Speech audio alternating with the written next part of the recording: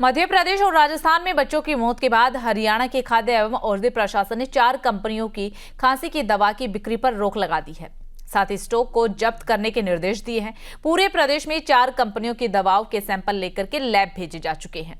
वहीं पर राज्य औषधि नियंत्रक ललित गोयल की तरफ से सभी औषधि नियंत्रण अधिकारियों को 4 कंपनियों की दवाइयों की कड़ी निगरानी, नमूने लेने और यदि दवाइयों में कमियां मिलती है तो शेष दवाओं के स्टॉक को तत्काल जब्त करने के निर्देश दिए गए हैं।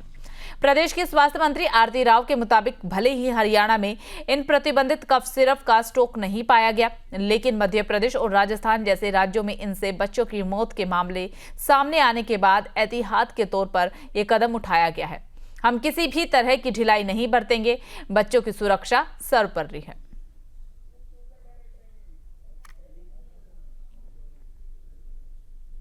फिलहाल जो cough syrup cold drift cough syrup है वो हरियाणा में कहीं भी यूज नहीं हो रहा है और गुरुग्राम में कोल्ड ड्रिफ्ट नहीं है। कहीं भी हमने पता कर लिया, किसी भी काउंटर पे, किसी भी केमिस्ट शॉप पे ये कोल्ड ड्रिफ्ट कफ सिरप नहीं है।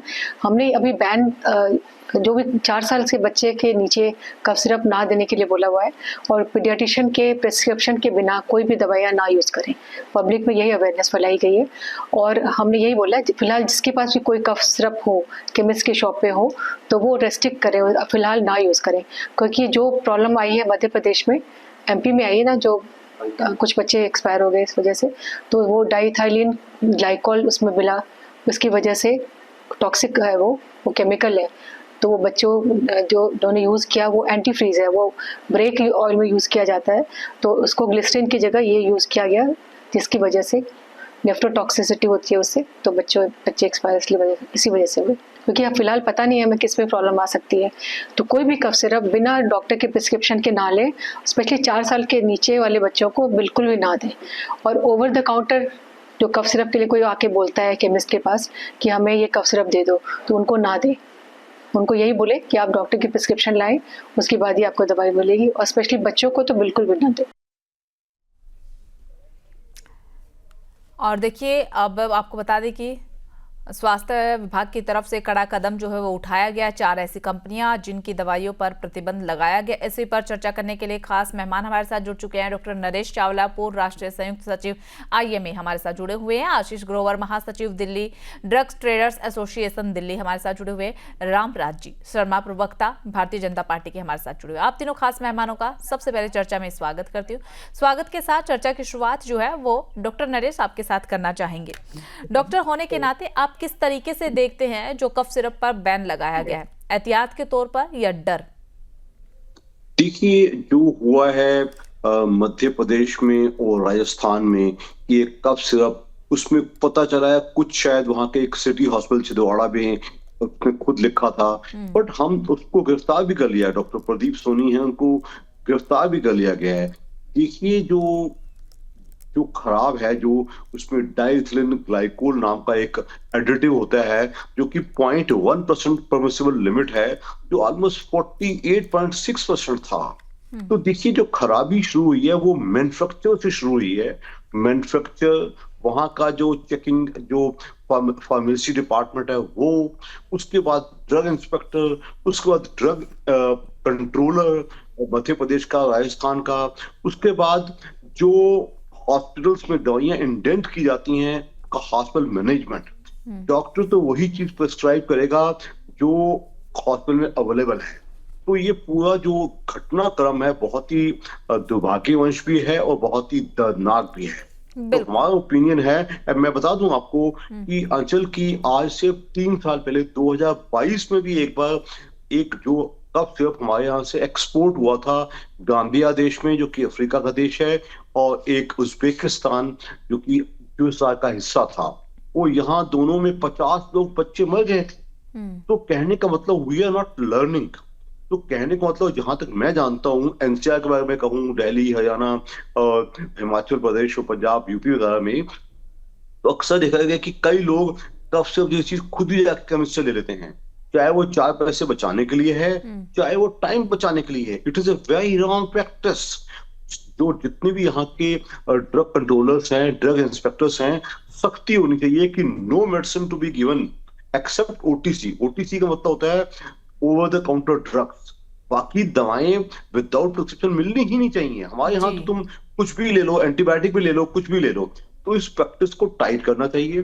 जहां तक कफ सिरप को बंद किया गया है, कुछ हद तक ये ठीक है। सच्चाई है कि 2 साल से पहले तो देखना, 1 साल से तो पहले बच्चे को माँ के दूध के अलावा कुछ खास दवाइयां मिलनी ही नहीं चाहिए। उसके बाद भी दवाइयां बड़ी सोच सोच के मिलनी चाहिए with the prescription of A doctor. बच्चे को आप हाइड्रेशन पे ध्यान दीजिए। अगर बच्चे को जुकाम खांसी हल्का लग भी गया है तो फटाफट दवाई देने की मत सोचिए। हाइड्रेशन पे ध्यान दो, उसकी पानी का इनटेक अच्छा हो, उसको स्टीम इनहेलेशन दिलवाइएगा। उसका नाक बंद है तो उसको नेसल ड्रॉप यूज कीजिएगा। अननेसेसरी बच्चे ने खूं की तो माँ बाप फटाफट एक कफ सिरप ले आए ताकि बच्चा शोर न हो जाए, वो भी सो जाए, वो हम भी सो जाए। यानी कि सर मतलब यही ना कि बच्चों को शुरुआत में मतलब 4 से 5 साल उम्र ऐसी होती है कि बच्चों को दवाई देने से बचना ही चाहिए। ठीक है, आशीष जी आपका रुख करते हैं। आपको क्या लगता है, फार्मा कंपनियां या फिर दवा व्यापारियों के बीच सबसे ज्यादा जिम्मेदार कौन है?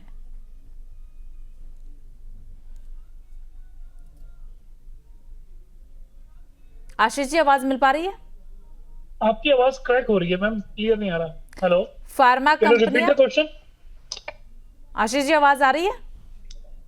आपकी आवाज वॉइस क्लियर नहीं है। चलिए ठीक है, मैं ठीक करवाती हूँ। रामराज जी आपके पास आते हुए, कार्रवाई जो है वो देखा गया है कि मध्य प्रदेश में हुई है, लेकिन काफी देरी के बाद हुई। राजस्थान में भी कुछ इस तरीके के हालात। अब हरियाणा में आपने जिस तरीके से पहले ही ये फैसला लिया है कि हरियाणा में इस तरीके के केस सामने ना आए, उससे पहले ही ये करवा लिया जाए, लेकिन ऐसा नहीं लगता कि इससे पहले भी करवा लेना चाहिए? जब 1-2 केस आए, अब काफी ज्यादा आंकड़ा पहुंच गया है आसमान में मध्य प्रदेश में, तब जाकर के हरियाणा सरकार जागी।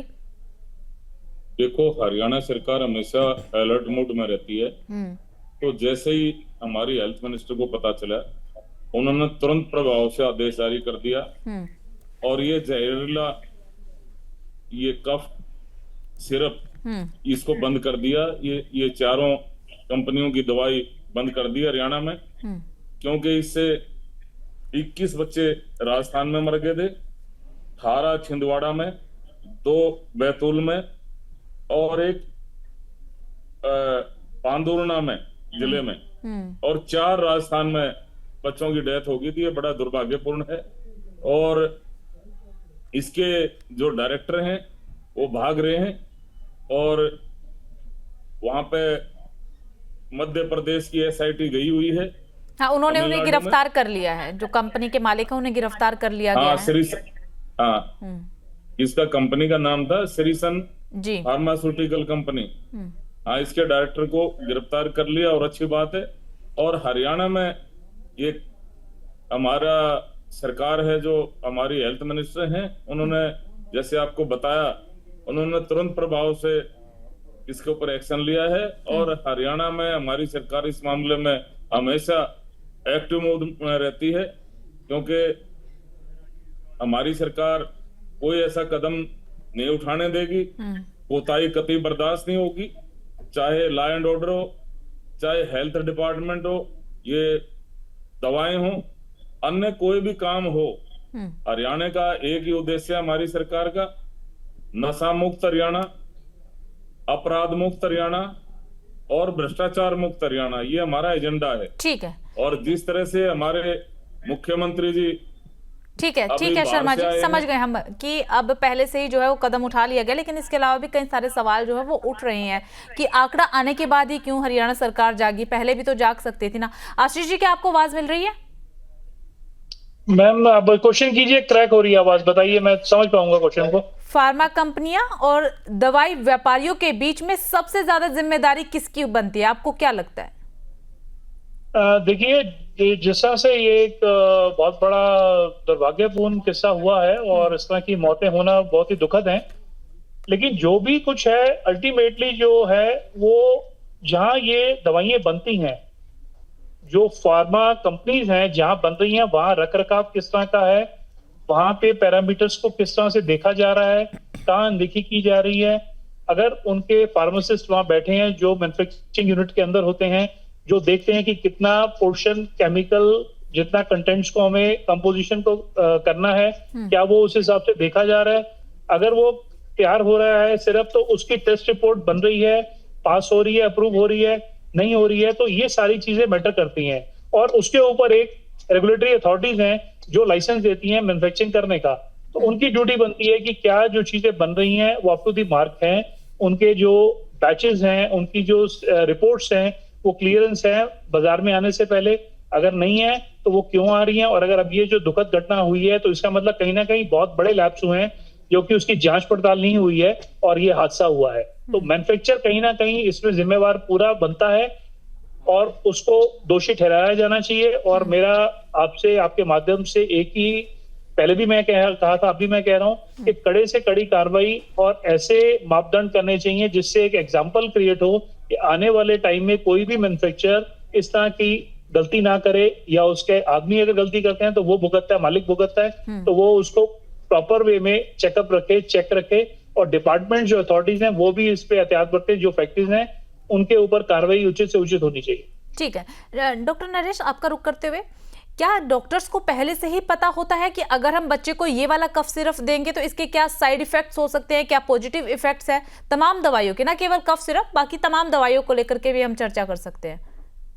देखिए, डॉक्टर को नॉर्मली पूरा ज्ञान होता है, लेकिन फॉर एग्जांपल ये पर्टिकुलर जो ये कफ सिरप था, इसके अंदर लिखा जाता है कि ये कंटेंट्स हैं, लेकिन जो उसमें जो इम्प्योरिटी या कंटेमिनेशन आ गया वो डॉक्टर को पता नहीं चलेगा। वो जो गलती मैन्युफैक्चरिंग लेवल पे हो गई है और जो फार्मासिस्ट और ड्रग इंस्पेक्टर नहीं ढूंढ पाए, doctor will not come to know कि मैं जो लिख रहा हूँ वो तो पढ़ेगा, इसमें ये चीज होनी चाहिए, ये है। सो जो भी गिरफ्तारी की गई है वहां पे एक डॉक्टर की, उसके खिलाफ इंडियन मेडिकल एसोसिएशन प्रोटेस्ट कर रही है। It is wrong. Doctor is not suppose to know कि कितनी इम्प्योरिटी है। डॉक्टर को तो कहेगा भी मैंने बाहर देखा, इसमें लिखा हुआ था this drug contains this salt, इतना बस दैट्स ऑल। अब इम्प्योरिटी इतनी आ जाएगी that he is not suppose to know. तो इसके लिए जो जिम्मेदार है वो squarely drug manufacturer, pharmacist, drug inspector और जैसे मैं पहले ड्रग कंट्रोलर, जिनकी डायरेक्ट और इनडायरेक्ट रिस्पॉन्सिबिलिटी है। तो आपका पूछना कि डॉक्टर को किसी और दवाई का भी पता होता है, तो डॉक्टर को उतना ही पता होता है जितना उस ड्रग के बाहर लिखा होता है, this drug contains this salt and this much, that is all. ठीक है, यानी कि अगर कुछ मिलावट है तो उस बारे में कोई जानकारी नहीं होती, बस मार्केट में वो दवाई आई, डॉक्टर्स ने लिख दिया। एब्सोल्युटली। ये ड्रग की रेपुटेशन होती है कंपनी के, जैसे कोई कंपनी मल्टीनेशनल है, वो थोड़ा माल महंगा बेचती हैं और वो थोड़ा सा उनके कंटेंट ठीक ठाक होते हैं, सब कुछ ठीक होता है।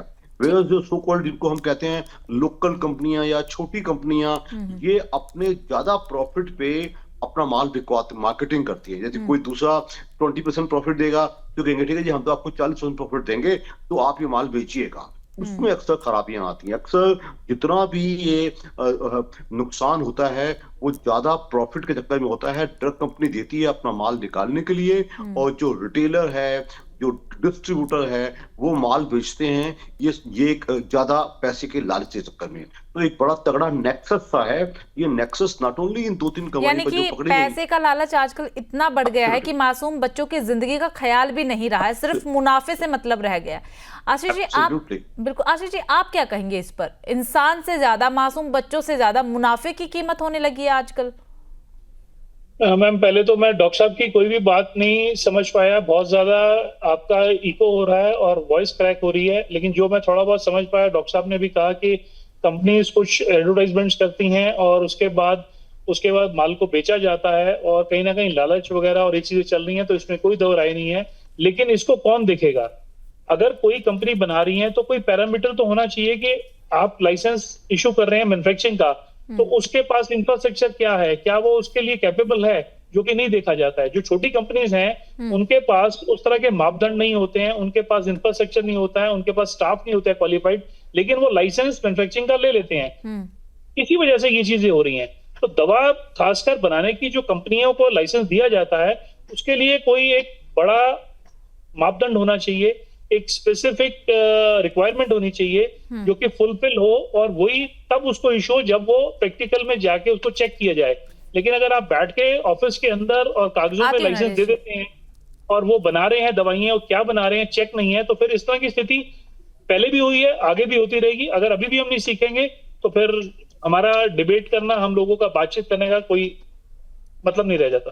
ठीक है, मतलब कोई औचित्य ही नहीं बचता। ठीक है, नरेश जी आप कुछ कह रहे थे।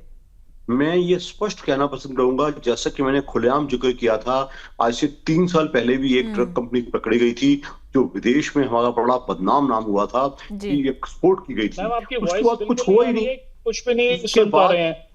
ठीक है, उसके बाद मैं बोलती कुछ हूँ। हुआ, आशीष जी की एक बार आवाज चेक कीजिएगा पीसीआर। उसके बाद कोई फॉलो अप नहीं हुआ। अभी भी देखो ये मामला तकरीबन 20 दिन से सुर्खियों में चल रहा है। मैं खुद 10, 12, 14 इंटरव्यू दे चुका हूं। तो कहने का मतलब, अगर आज के हफ्ते बाद कोई चैनल इसको फॉलो अप भी नहीं करेगी तो मामला वहीं दफन हो जाता है ले दे के। आप जानती हैं इंडिया में इतनी करप्ट प्रैक्टिसेस चल रही हैं। तो कहने का मतलब ऐसी एग्जाम्पलरी पनिशमेंट मिलनी चाहिए कि बाद में किसी की हिम्मत ना हो। अगर आपको पता चल जाता है कि you get away very easily, बड़ी आसानी से बच जाएगा।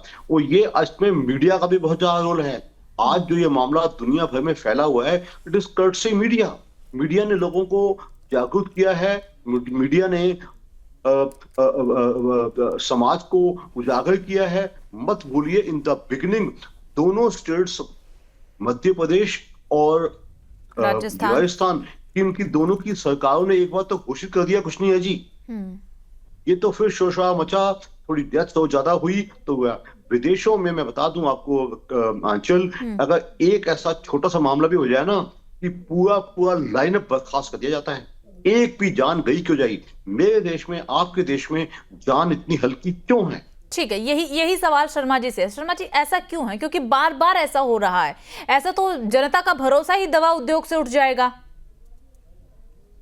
देखो, इसमें समय समय पर मॉनिटरिंग होती रहती है सरकार की तरफ से भी, और जहां इस तरह की शिकायतें आती हैं सरकार उस पर कड़ा संज्ञान लेती है, और इसके ऊपर भी कड़ा संज्ञान लिया गया है। क्या केंद्र सरकार की तरफ से राज्य स्तर पर कोई मदद की जा रही है? नहीं, केंद्र सरकार का तो देखो केंद्र सरकार के प्रतिनिधि बताएंगे, मैं तो अपने हरियाणा की तरफ से बता सकता हूँ। नहीं, और जहां तक हरियाणा सरकार की बात है, हमारी हेल्थ मिनिस्टर ने तुरंत प्रभाव से इसके ऊपर एक्शन लिया है और ये दवाएं, इनके ऊपर प्रतिबंध लगा दिया है, और इस पे मॉनिटरिंग भी की जा रही है। भाई कोई ऐसा तो नहीं कोई स्टोर में ये दवा का स्टॉक हो, इनका जो स्टॉक यार्ड है, इनका रजिस्टर है, वो भी चेक किया जा रहा है। और इस मामले में कड़े दिशा निर्देश जारी कर दिए गए हैं, और ये कतई भी बर्दाश्त नहीं होगा। भाई भगवान ना करे कोई अनहोनी हो जाए, तो उससे बचने के लिए तुरंत प्रभाव से हमारी मंत्री जी ने एक्शन लिया है, हेल्थ मिनिस्टर ने, और इस बात के लिए मैं उनका धन्यवाद भी करूंगा कि उन्होंने तुरंत प्रभाव से इस पर एक्शन लिया है। हमारी सरकार बहुत गंभीर है, क्योंकि हम मध्य प्रदेश में भी आपकी सरकार है ना सर? नहीं, केंद्र में हमारी सरकार है। मैं ये मध्य प्रदेश में भी आपकी ही है, बीजेपी ही है नहीं, मध्य प्रदेश में भी है, राजस्थान में भी है, और केंद्र में भी है। आगे जहां नहीं है वहां भी हो जाएगी भगवान की कृपा से। तो एक दो राज्य में नहीं है, वहां भी हो जाएगी। तो ये उसके डायरेक्टर को, जैसे आपने बताया, मैंने बताया, उनके डायरेक्टर को गिरफ्तार कर लिया गया है और इसकी फैक्ट्री को सील कर दिया गया है, और बाकी केंद्र भी इस बारे में नजर रख रहा है। और जहां जहां ये अभी तो सर आपने बोला कि केंद्र का मैं पक्ष नहीं रख सकता हूँ, मुझे नहीं पता, फिर आप बोल रहे हैं कि केंद्र नजर रख रहा है। मैंने पूछा ना कि केंद्र का हरियाणा में कोई हस्तक्षेप आया क्या, कोई दिशा निर्देश दिए? तो आपने सीधा यही कहा कि मैं हरियाणा का पक्ष रख रहा हूँ। अभी देखो, मैं तो देखो हरियाणा की तरफ से मैं कह सकता हूँ, केंद्र में हमारी सरकार है, लेकिन हम अच्छा काम कर रहे हैं। केंद्र तो समय समय पर मॉनिटरिंग करता रहता है। हमारे हेल्थ मिनिस्टर पीछे भी आए थे, आदरणीय जेपी नड्डा जी हमारे हेल्थ मिनिस्टर हैं। यही तो सवाल जनता पूछ रही है ना शर्मा जी, कि बार बार बीजेपी की तरफ से यही कह दिया जाता है कि मॉनिटरिंग हो रही है, मॉनिटरिंग हो रही है। रिजल्ट क्या है, नतीजा क्या है, वो तो सबके सामने है ना आज। फिर मॉनिटरिंग किस चीज की हो रही है? नहीं, नतीजा तो है ना, उसको गिरफ्तार कर लिया गया है, उसको कड़ी से 22 बच्चों की मौत सर, 22 बच्चों की मौत, फिर गिरफ्तारी, और अभी भी ना जाने कितने बच्चे ऐसे हैं जो अस्पताल में एडमिट है। हरियाणा में भी अभी अभी पड़ताल जो है वो करनी शुरू हुई है, जांच अभी होना शुरू हुआ है। देखना रहेगा ना कि क्या रिजल्ट निकल करके सामने आता है। देखो, ये जांच का विषय है, ऐसा क्यों हुआ है और कोताही किस एंगल पे की जा रही है, इस पे जांच चल रही है, और दोषियों को कड़ी से कड़ी सजा दी जाएगी, बख्शा नहीं जाएगा। जी ठीक है, बच्चों में जो नरेश जी आपका रुख करते हुए जो बच्चों को दवाइयां दी जाती है, आपको क्या लगता है क्वालिटी कंट्रोल पर भरोसा किया जा सकता है इस इंसिडेंट के बाद जो अब हो रहा है? देखिए आंचल, हमारा देश एक बहुत बड़ा देश है, जिसमें बड़े शहर, छोटे शहर, कस्बे, गांव, बहुत कुछ है। तो हमें अपने सिस्टम में अभी बहुत सुधार करना पड़ेगा। मत भूलिए कि जैसे हम दिल्ली में बैठे हैं, हरियाणा में रोहतक में बैठे हैं, कोई बड़े शहर में बैठे हैं, तो इंफ्रास्ट्रक्चर थोड़ा बेहतर है। Think of many small villages जहां भी मेडिकल सेवाएं पहुंची ही नहीं है, वहां सिर्फ सब सेंटर्स हैं। वहां के लोग चल के प्राइमरी हेल्थ सेंटर पे आते हैं, या छोटे जैसे किसी फार फ्लंग गांव से बंदा बड़े शहर में आएगा, कोई बड़ा मर्ज हो जाएगा। तो कहने का मतलब India has a long way to go जब हम ये कह पाए कि हमने सारी स्वास्थ्य सेवाएं मुहैया करवा दी हैं। जहां तक आपका कहना कि बहुत अच्छी सेवाएं हैं, तो I can only say that the number of doctors in India, जो इंडियन मेडिकल एसोसिएशन के मेंबर्स हैं, वो जगह जगह पे अवेलेबल हैं। आजकल आप जानती हैं क्वैक्स बहुत आ गए हैं। What is quacks? अनक्वालिफाइड नीम हकीम डॉक्टर्स, जो वो उनकी पेनिट्रेशन इवन दिल्ली में हम जानते हैं 30,000 क्वैक्स हैं। What to talk of the rest of India. लेकिन सर, जैसा कि आप कह रहे हैं बड़े ही क्वालिफाइड डॉक्टर हैं, उनका होने का क्या फायदा? अगर दवाई की सप्लाई ही बेकार हो रही है तो डॉक्टर्स भी कुछ नहीं कर पाएंगे ना इसमें। तो बिल्कुल बिल्कुल ठीक कहा आपने। ठीक है, इसके लिए एक ही जवाब है, जो रूल्स है स्ट्रिंजेंट किए जाए, जो पकड़ा जाए उसको एग्जाम्पलरी, बिल्कुल उसके खिलाफ सख्त से सख्त कार्रवाई की जाए, और आगे हर एक चीज में पारदर्शिता होना बेहद ज्यादा जरूरी है। चलिए ठीक है, आप तीनों खास मेहमानों का बहुत बहुत शुक्रिया हमारे साथ जुड़ने के लिए और बातचीत करने के लिए। तो देखिए, पहले मध्य प्रदेश, फिर राजस्थान में लगातार मौतों का आंकड़ा, बच्चों की मौतों का आंकड़ा बढ़ता जा रहा है, और ऐसे में हरियाणा सरकार पहले से ही सक्रिय हो चुकी है और तमाम मेडिकल स्टोर्स की, अस्पताल की चेकिंग की जा रही है, जांच की जा रही है, नमूने इकट्ठे किए जा रहे हैं, लैब भेज दिए गए, रिजल्ट आने का इंतजार है। फिलहाल हरियाणा की पंचायत में सिर्फ इतना ही। बाकी तमाम बड़ी खबरों के लिए बने रहिएगा।